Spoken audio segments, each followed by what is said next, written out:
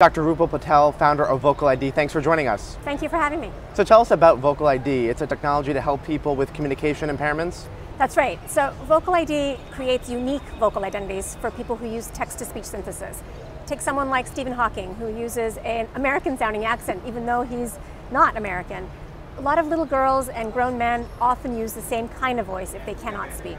And what we're doing is creating unique voices by blending their speech with somebody else's voice. And that other person is a vocal donor, is that right? That's right.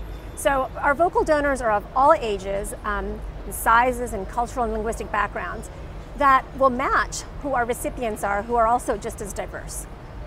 And tell us about the funding. What was that process like? So this work comes out of my research at Northeastern University in Boston, and we just founded it in 2014, and we've now been able to get a small business innovation grant from the National Science Foundation and some seed funds of my own, and we're now looking for a round of funding, angel funding. And you have about $200,000 raised so far. Yes, we also actually have a potentially other small business innovation grant that's in the works. What about competitors? Who else is in this space? There are other companies that create text-to-speech voices, but no one's creating personalized voices in the way that we are.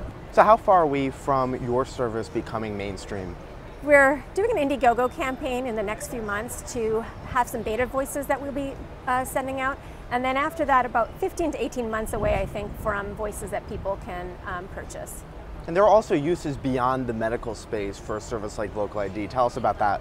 Yeah, there are other uses. We're focusing right now on the people that have the greatest need, individuals who cannot speak and are basically relying on uniform manufactured voices. Instead, they want customized voices that express themselves. But imagine also you are a user of an application, some text-to-speech application, maybe your email that you want to have read out loud to you when you're in the car. What if that email could be read out loud in the voice of the sender? What if you could hear the voice of a loved one who perhaps banked their voice when they were with us, and you could have them say something that they didn't actually record? There are many other applications of that sort. Dr. Rupal Patel, thanks so much for joining us. Thank you. Thanks for having me.